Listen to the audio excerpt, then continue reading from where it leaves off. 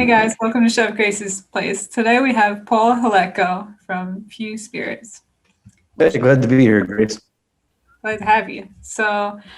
Um, I was reading a little bit about you before the interview, and you're a music man, huh? Yeah, music's always been a pretty important part of my life, starting when I was a teenager, kind of growing up into my teens, 20s, 30s, and all the way now. Even today, I continue to play music with friends in a band. Music is just super important to me. I feel like music and whiskey go hand in hand. Music and rock and roll, or whiskey and rock and roll. It, it really makes a great pairing. I mean, music and rock and whiskey, they just they've always been kind of hand in hand because it just works. Um, and so it's kind of cool that there's this thing that when you're enjoying music, you're enjoying whiskey, and when you are making music, you're enjoying whiskey. But I think there's an awful lot of really cool overlaps between the art of making whiskey as well as the art of making music. And while I may not be the world's best at making music art, I'm pretty decent at making whiskey. Well, good thing you're in the whiskey business then. Yeah, I kind of got a little lucky there. So, how did you get started uh, in whiskey? Certainly, a life in music is conducive to a life in whiskey, but I kind of ended up getting started based on a little bit of family history. Certainly I've always liked being creative and making stuff. And, then at one point my grandfather died, which was really unfortunate. Does in fact happen to all of us, unfortunately. But it's relevant to the story because prior to World War II, his family had owned a major brewery in what's now the Czech Republic. If you're up on your world history, you recognize that in 1939, the Nazis invaded. It was kind of a thing. People have heard about it, but the Nazis confiscated the brewery and murdered the entire family in the camps. And although my grandfather survived, he was the only family member that did. And he spent the rest of his life trying to get the brewery back without success. And then when he died, it kind of struck me that all this family history and legacy is gone forever if I don't do something about it. So Few is trying to do something about it. Positive, much more enjoyable. You cut out a little bit on the end there. Sorry. My grandfather never got the brewery back, even though he tried. And all of this history and legacy was gone forever if I don't do something about it. So Few is kind of trying to regain that family connection, but to do so in a way that is positive and creative, and maybe someday yields a world where Grandpa can someday look up at me and be proud. Did he? You said he owned a brewery, so did he make beer, or did Yeah. he Well, make? he was a kid, but his family did. Okay, that's awesome. Was it kosher? I don't know if it's kosher or not. Huh. Yeah, I don't know. Is yours kosher? We're not certified kosher, but there's nothing trafe about it. I mean, I don't know what the rules are. I'm just wondering. I Neither. should know the rules because, like, my mom's mom is Jewish, but like, There's nothing trafe about it, but we're not certified kosher because I won't write the check. understandable. Well, that's an awesome story, though, and I think you'd be proud. I mean, I was reading up a little bit, but um, are you the only distillery in Chicago then for whiskey? I mean, we're the biggest in Illinois, other than Diageo, but they're so much bigger. It's not super relevant. I mean, we're the biggest in Illinois, but certainly not the only. There are definitely some folks making some fantastic whiskey around here, including our friends at Koval. We're certainly not the only. We're just the biggest. So How did you decide instead of making beer that you're going to make whiskey? Um, Whiskey's a lot more fun. You like about whiskey so much? Um, it's it's more fun to make. It's more fun to drink. There was really nobody doing what we do when we started. Making whiskey from scratch is financially irresponsible, so almost nobody does it. And when we started, there were maybe 30 guys across the country. And I use the word guys pretty neutrally. There were certainly women doing it too. Um, there was maybe 30 across the country, whereas there were probably 50 breweries just in Cook County. And so you look at a business where there's 50 people in a county doing something, well, that's competition. You look at 30 people across the country doing it, that's friends. And it's true. Like I'm friends with virtually, most of those people I'm now friends with. Is that why it's called FEWSPIRITS? Because there's not a lot of you? There's not a lot of us. We don't make a whole lot. You can come home at night and tell your boyfriend, girlfriend, husband, wife, I didn't have too much. I just had a few. You don't need to have a whole lot of drinks to have a good time. You only need a few. It only takes a few elements to make a great cocktail. We don't make a lot. We only make a few. I can go all night. I've got more than a few of these one-liners. I mean, I love one-liners. You have a career in stand-up comedy too? Oh, that's hard. Yeah. I was at a stand-up comedy night about a year and a half ago, 2 years ago, and the comics were like, this is a lot harder than you think it is. And I'm like, I really don't think it's any harder than I think it is, because I think it's really freaking hard. And if it's harder than I think it is, man, God bless, because you guys are, I can't do that. So I saw on your website that you were pairing whiskey with beer. Are you making that beer? No, we work with friends in the beer business to do that part of the Few and a Brew program, which is just kind of our category of trying to really elevate the shot in a beer or a Boilermaker. We're trying to be very intentional about the pairings for beer and whiskey. And so we're just working with our friends in the beer world. We're not making the beer ourselves. That's cool. I could make beer, but I don't. Yeah, beer. I mean, they're both made from the same stuff, right? Yeah, I mean, there's an awful lot of differences, but let's just say we're not making the beer. How's that? There's similarities, but there's enough differences that you can't just go from one to the other. So, what kind of whiskey do you make? So most of what we make is our bourbon and our rye, which are kind of our core products. Our bourbon is the number 2 selling grain to glass craft bourbon in the U.S., while our rye is the number 1 selling grain to glass craft rye in the U.S. And those two account for probably 90% of our sales. Two products that we're really proud of. And then we also do some what we call innovation whiskeys as well, such as our cold cut, which is a bourbon brought to bottling strength with cold brew coffee, as well as our immortal rye, which is a rye whiskey brought to bottling strength with a cold brewed oolong tea. Both of which are fantastic whiskeys. That's cool. I never thought about putting tea in whiskey. Well, I guess a hot toddy, right? Yeah, well, there's no honey. It's just whiskey and tea, but it's really funny. Like we just try to figure out a way to bring beverages that we like to drink together. And I find it very strange that nobody else does this, but they don't. So as far as I know, we're the only ones really doing it the way we do it. You said you made a bourbon.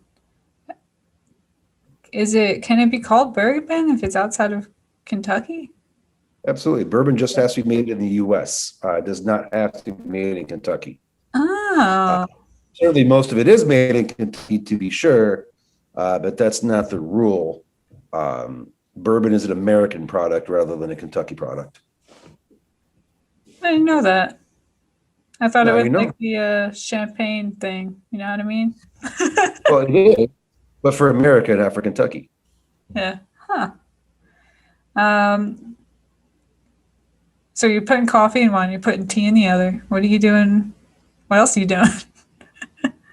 We do lots of stuff. I like to say that I enjoy a raging case of ADD, and so that I moderate and control it by being creative and making stuff. So we're constantly experimenting and trying new stuff. Some of which, some of which sees the market, most of which realistically does not actually ever see the market.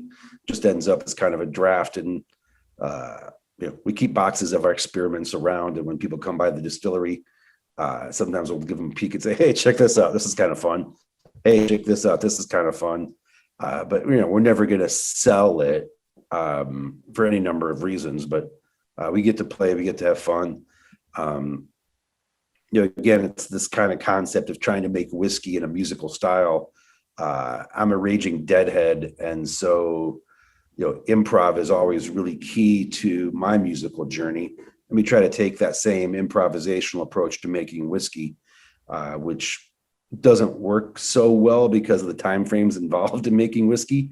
But I kind of look at it as we're not afraid to fail. And so as long as you're not afraid to fail when you're making something, yes, you're going to fail pretty frequently when you're not afraid to, but you're also going to sometimes hit that thing that's like, oh, that's awesome. And, it's that magic that we're looking for. And we're willing to pay the price of making stuff that like, oh, that's really bad. That didn't work out so good. I'm okay with that. We just don't sell those things. Do you have any funny stories of ones that worked out or didn't work out? Probably the funniest ones are ones that don't work out, of course. But a few years ago, I had the idea of trying to do a craft fireball because fireball was all the rage at the time, and so we gave some barrels to some friends of ours, and they aged a hot sauce in the barrels for like 18 months. And then we got the barrels back and finished bourbon. And I'm like, oh, it'll be really fun. It'll just be a really, really spicy, hot bourbon. It'll be great. We'll have a good laugh and it'll be fun. And once the bourbon was back in those hot sauce barrels, it kind of steadily got worse and worse and worse. And like it started off not good. Like, okay, this is not good, but it'll get better. It'll get better. And then we'd try it again. And it was like worse than the last time. Like, okay, well, all right, we'll give it some more time. It'll get better. It'll get better. And after like 18 months, the garlic flavor started to really come in. I'm like, all right, nobody wants this. This is horrible. And so we basically just kind of kept bottles of it around to play as jokes on friends. We're like, oh, here, try this. You got to check this out. This stuff we've never made anything like this before. And people would try it. And then you'd be looking like, oh, isn't it great? Isn't it great? And then kind of look at you, be like, and they, kind of give you the stink eye or a little bit of a fish eye. And then, as soon as they gave you the stink eye, you'd just be doubled over in laughter because it was the worst thing I ever put in my mouth. I've never had anything taste that bad. But they're expecting it to be this great thing and be like, I got you. But that's the funny parts, I guess. Yeah, and the good stuff is the ones that end up, being released, like, the cold cut. Some of these experiments go on to win world's best whiskey. Some go on to be a practical joke. Did you make one? Have you ever made something good by accident? I guess. We've made products that were supposed to be jokes and turned good too. Yeah. We had a product that was supposed to be a joke because we thought it was really funny, and we were never going to sell it. We knew we wouldn't sell it because it'd just be really funny. But then the whiskey turned out to actually be really good, and so like, all right, well, now what do we do? What flavor was that? So that ended up in this bottle. And so we call it a particular name internally, but it just kind of ended up being a blend whiskey that we use to make our American American straight whiskey. But all of our products kind of come from, again, they come from that spot of creativity and trying to make things that we think are cool. And then once we make it and we think it's cool, we're then going to decide, all right, is this something that we think is cool? Or is this something that everybody's going to think is cool? And if everybody's going to think it's cool, then we can release it.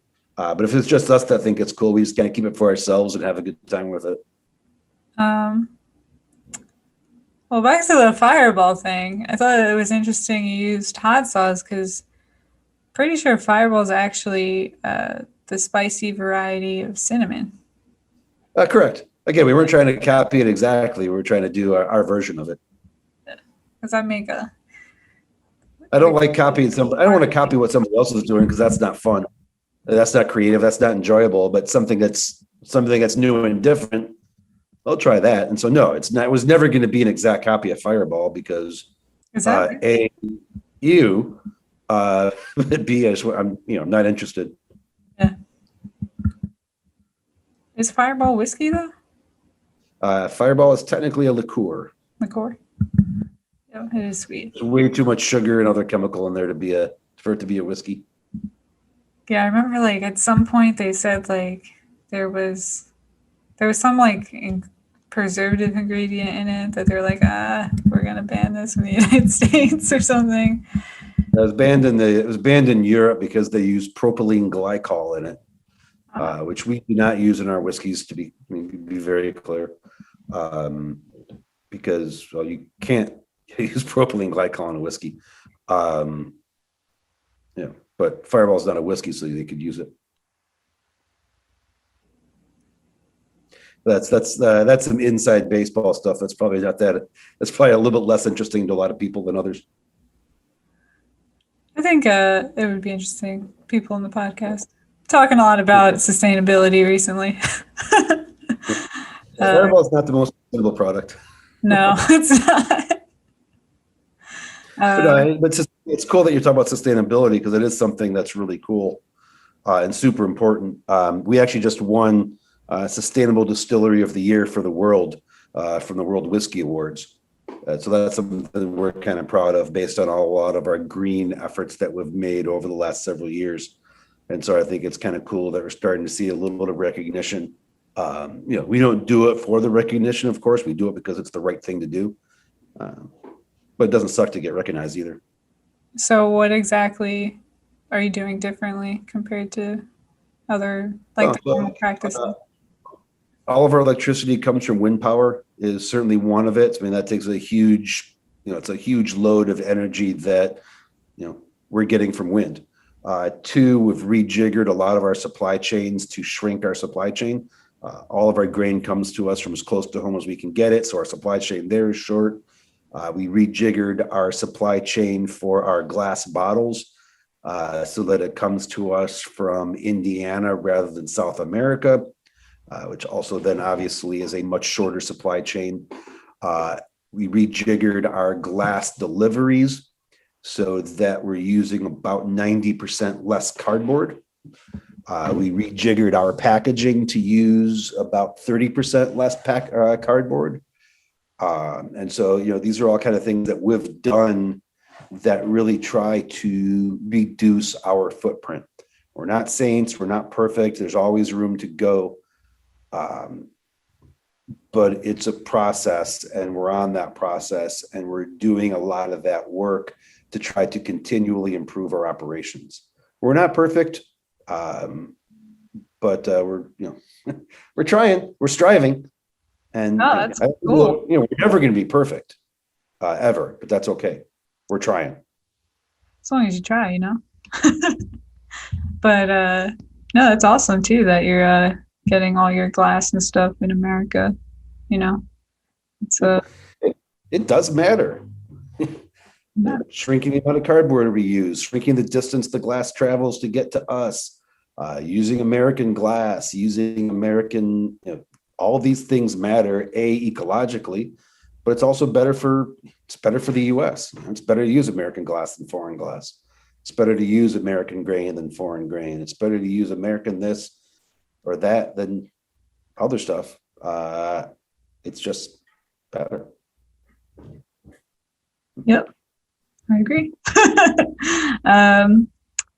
So I was trying to get some of your whiskey before I had the interview because I wanted to try it, but I couldn't find a place in Florida that sold it. So where can I buy it besides online? Florida, Crown, ABC. Crown, ABC. I gotta go. Depending on where you are in Florida, I can always get you other places. And then you, as well as anybody listening, can always go to buyfewspirits.com, which we just launched, and something we're pretty proud of. You can now get it delivered to, I think it's 47 states, maybe 46 states. I forget what the rules are. And if you buy 3 bottles, shipping's free. So get a nice little discount. That's cool. Yeah, they soak you on the shipping. So the 3 shipping's a big deal.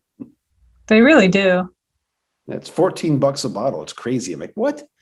But buy 3 bottles, the shipping's free. So yeah. That's good. The even just shipping, I was shipping some seeds to a friend of mine, and like it weighed less than maybe a pound, maybe it weighed a pound, and it was like $20 for like for the week-long shipping thing. I was like, this is crazy. Sometimes it's crazy. I could just buy it. Like I could just buy it online from a company and then, send it cheaper, like to that at that point. But I know the feeling. I had another question. I forgot. No worries, but yeah, you can always check us out. FEWSPIRITS.com is our website, and we're at FEWSPIRITS on all of the social medias, your Instagrams, your Facebooks, as well as now your TikToks. I've got a TikTok guy, which is great because it primarily really embarrasses my kids. I have a TikTok and I can't it's just such a like a short attention span thing. Like talk about ADD. It's like crack for people with ADD because it's just like moving and moving and moving and moving. And I'm like, it's too much for me. I can't.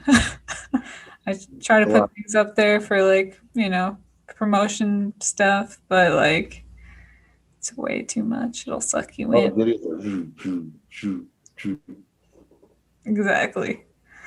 So the brewery's in Chicago or Evanston. We're in Evanston, but we're a mile north of the city limits. So unless you're here in town, Chicago's fine, but we are in Evanston. So you mentioned on the website that is where the Prohibition movement started? Yeah, the women that really drove Prohibition forward on a national level was a group called the Women's Christian Temperance Union. And the second head of the WCTU was an Evanston resident named Frances Elizabeth Willard. And so a lot of people see a similarity with her initials in our name, although it is, of course, a sheer and total coincidence. But basically, I'm the guy that killed Prohibition dead where it was born. So did you get a championship belt for that one? No, I got a big tax bill. A big tax bill.